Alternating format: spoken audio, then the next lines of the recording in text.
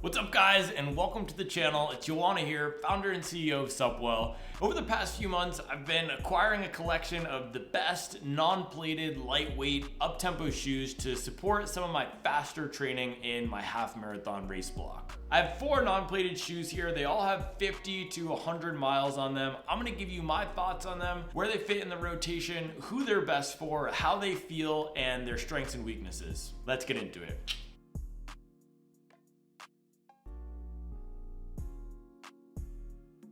Alright, so the 4 contenders today we got are the Adizero SL, the Hoka Mach 5, the New Balance Rebel V3, and the Brooks Hyperion Max. So the Adidas Adizero SL is part of that Adizero collection of shoes by Adidas. It also includes the Takumi Sen and the Pro 3. This is their daily trainer. Now it's not gonna be as snappy as the Adios or the Takumi Sen, but it is lighter weight when you look at the daily training market. And it does have a little bit of that Light Strike Pro in here. So up in the forefoot, the secret sauce is that there's a little bit of puck of this Light Strike Pro.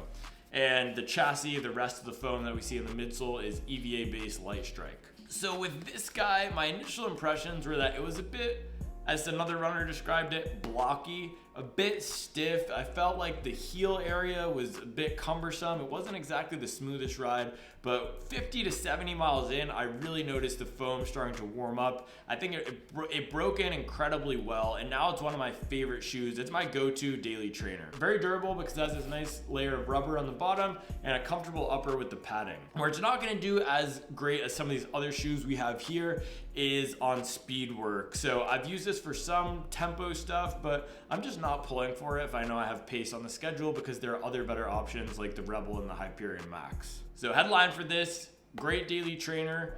You can get by with this if you're a one shoe kind of gal or one shoe kind of guy. You can get by with this as your all-around shoe for speed work as well, but there are better options on the market for that. All right, next up we got the Hoka Mach 5. So similar to the Adidas Adizero SL, I enjoy this the most for those daily training style efforts. So if I have 10 miles on the schedule and I know I got to do that in my normal aerobic range, probably from 720 to 750 minutes per mile, this is a great shoe to support that. I use these for a few track workouts, and the first couple times I really liked it. Third and fourth time I found it was getting a bit too soft for me. So depending on how you like the feel of your speed day shoes, this could be a good option. I personally, when I'm going below half marathon pace, I want something firm.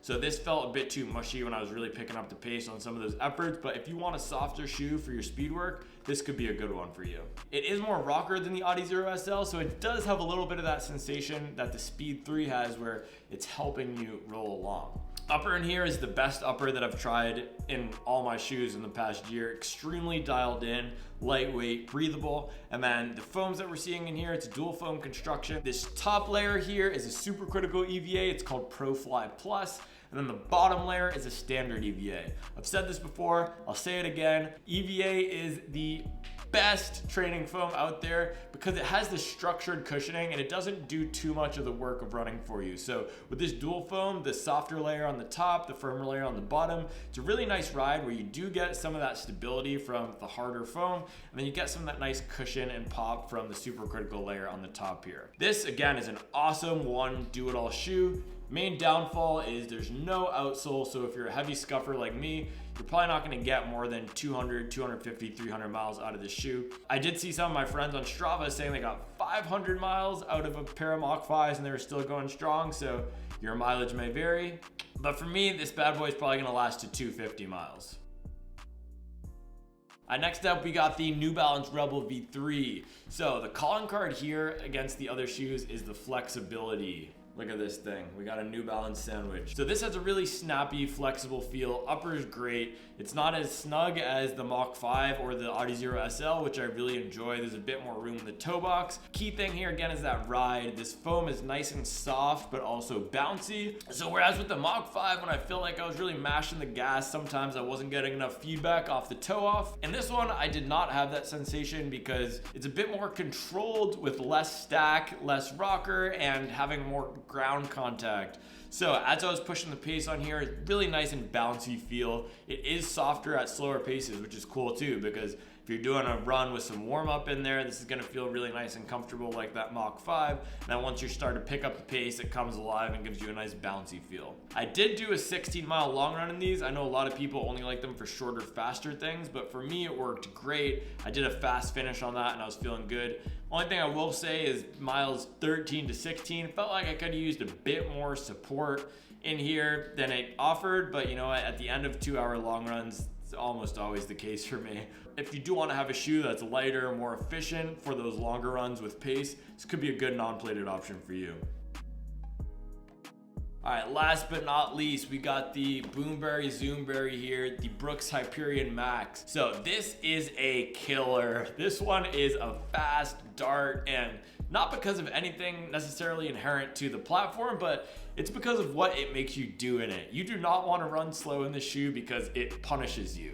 This is a firm platform. It also doesn't have very much soft cushioning or cushioning at all in this heel area because it's cut down here. So it really encourages you to run fast and pick up the pace because it does not feel comfortable at those slower efforts. So for me, I've enjoyed this shoe the most at half marathon race pace and below. Any workouts where I'm really cranking it and just trying to fire and hit my fastest paces in training, this is my new training companion. I liken it to the Takumi Sen. That one has energy rods in it, so it doesn't make this comparison. And so if you're looking for a shoe like that where you're not gonna wanna wear it for daily training, you're only gonna wanna wear it for those tempo efforts or even maybe only interval training, then Hyperion Max is a great one. Out of all of these shoes, this is going to be the least versatile. For me, I only want to use this for those workouts, whereas all the other shoes I could use for my daily training.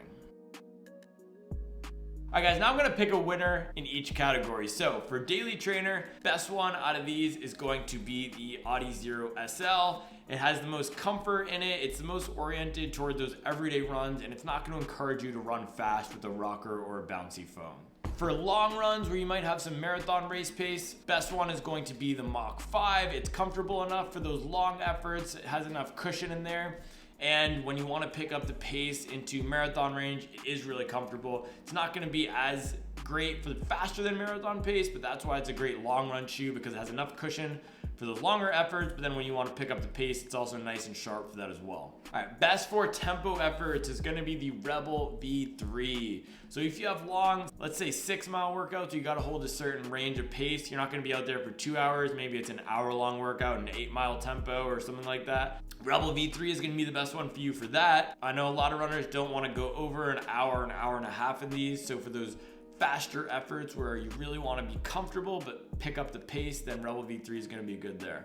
All right, last we got the Brooks Hyperion Max, and that's going to be best for fast intervals. Out of all of these shoes, this is the most dart-like, this is the fastest. The foam is the firmest, the most responsive, and it's really going to encourage you to get up on your toes and rip. All right guys, so there you have it. I'll put links below to all these shoes, all great options for your training that can serve a different purpose depending on what you're looking for. As always, thank you for watching, thank you for liking and subscribing. I'll make sure to keep you up to date on the latest and greatest in the world of performance running.